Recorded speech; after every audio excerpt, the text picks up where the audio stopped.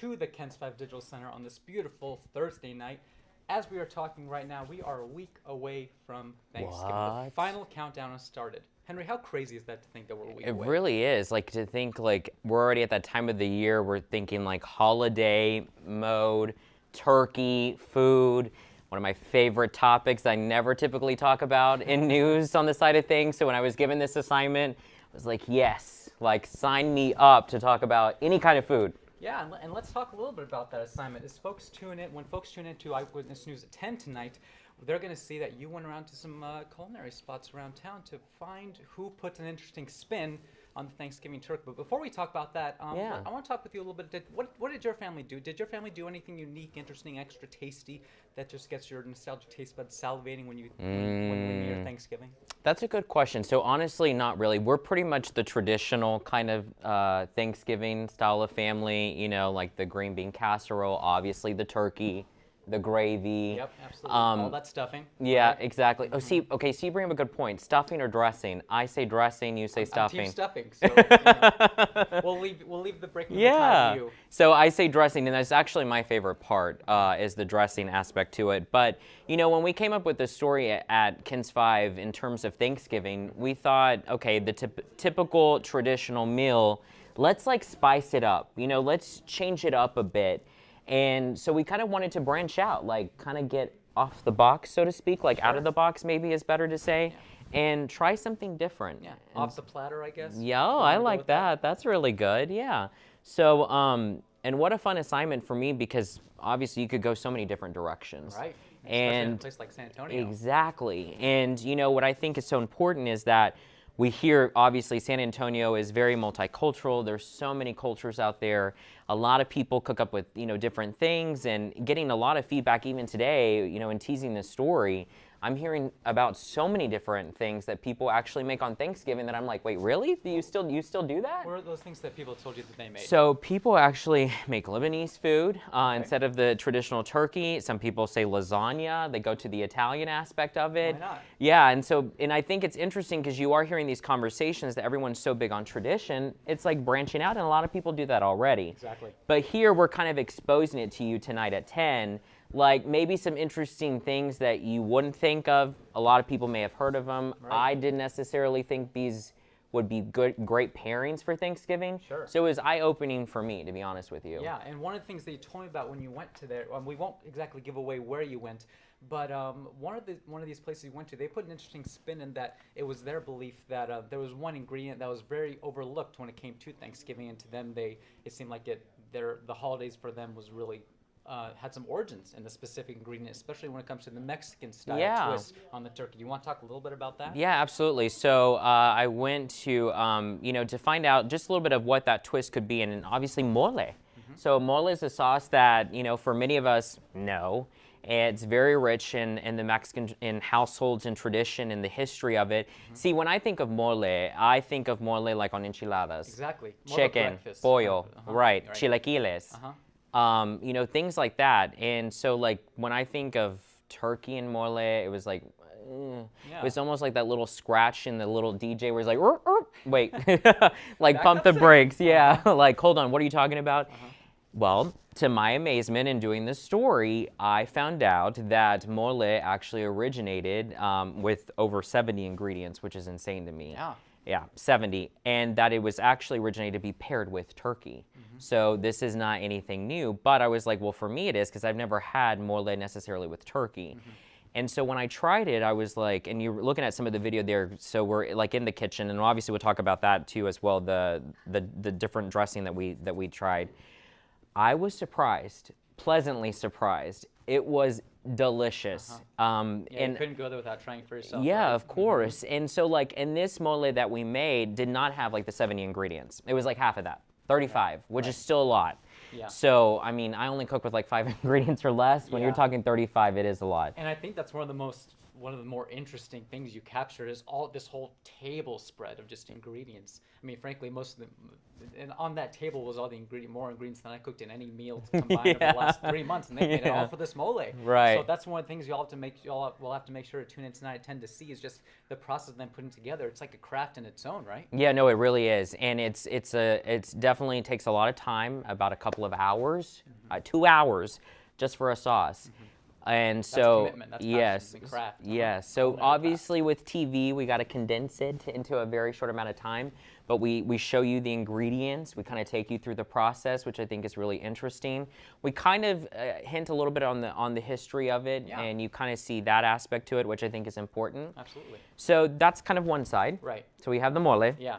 And then we went whole other direction. Whoa, complete 180 on this one. And I think for a lot of people who are watching the video, maybe you've seen this guy before, and I think these are two well-known places that some people maybe have never had experienced Thanksgiving that we're kind of exposing you to tonight, but we wanted to go kind of like the Southern Louisiana Cajun style.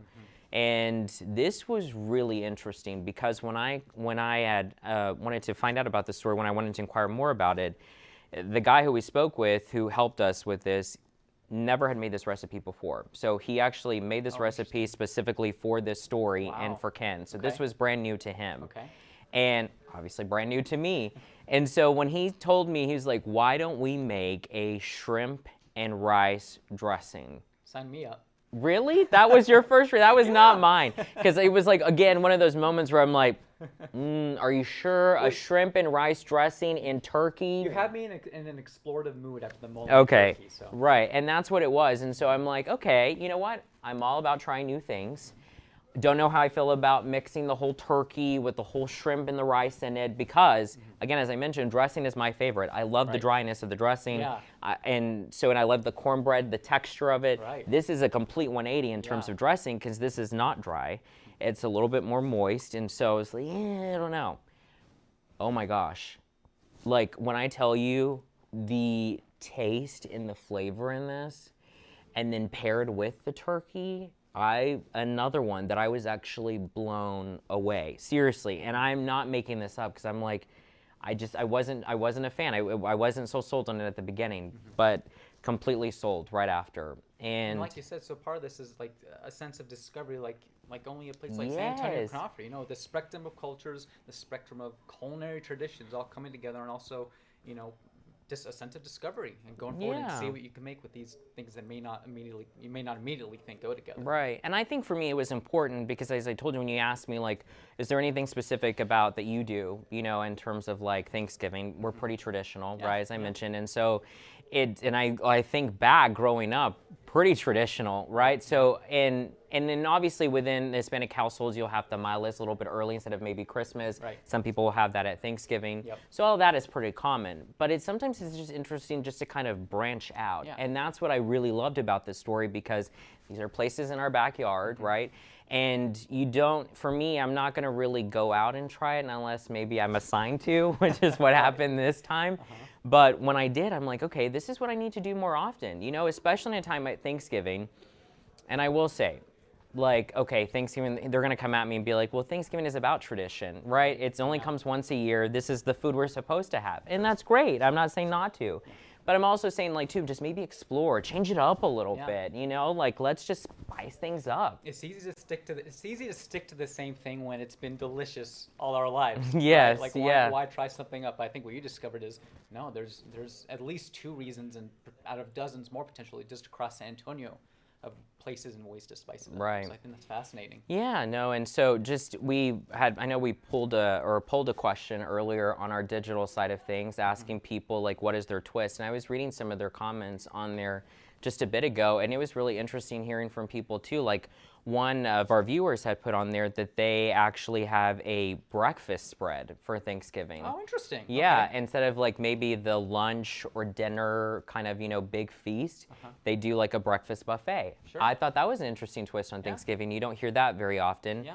Why not have Thanksgiving in a different part of the day? Yeah. Traditional Thanksgiving meal. Yeah. And then someone else had put in there, which I thought was really cool, I didn't think of this, is that the way that they make their dressing or stuffing is they actually make it in little muffin tins. Instead of like the big old pan that you usually get and you serve, like they actually do little muffin tins, just it's easy to control. I thought that was interesting. So you make like, you think you're eating a muffin, but you're not, it's actually stuffing. Wow. So it's interesting to kind of get this feedback, because then you start to explore that there are a lot of different ways that, I think that a lot of people do during Thanksgiving. Yeah. But for me, I think one common way that brings us all together, regardless of your culture or your upbringing, your background, food, is a common denominator that brings us all to the table. Absolutely. And, change it up. Exactly, and find different ways to introduce new flavors, cultures, traditions to your taste buds, right? Yeah. So, well, Henry, that's got me salivating. I was getting an idea of just talking to you earlier in this week about the store, and the place that you went got me hungry. Yeah. And so my best advice when you tune into Eyewitness News tonight at 10 for Henry's full package on visiting these two places. Do not watch on an empty stomach. No. Henry, is there anything else you want to say before we? No, folks tune in? I really do hope that you tune in. I mean, the two places are great in San Antonio. I mean, there's a lot of places out there in our beautiful city that we can explore. This is just a little dose, a little sprinkle of just all the different flavors. But it's quite funny because I actually get to cook. So you're going to see me also cook. And that's not something Duck that for cover. Yeah, exactly. Like I'm surprised they actually allowed me to pick up a knife, because this is pretty dangerous on my end. But it's also entertaining, I will say, besides the seriousness of it. And you're just going to learn so much, and I hope that you go away just taking something from it. Whether you're learning from these new two dishes, but you also go away of maybe just wanting to try something different a week away from today on Thanksgiving, which is insane. Yeah. I know as we started off, but Once again, we're on the final countdown, so. we're already here. Absolutely. All right. Well, Henry, thanks a lot for giving us a taste of what you can expect tonight on Eyewitness News at Ken's at 10. And everyone, have a great Thanksgiving as we get closer to the holidays. Stay safe over the holidays. Enjoy the time with your families. Rest up and recharge. 2022 is right around the corner. Yes. Stay tuned. Bye-bye.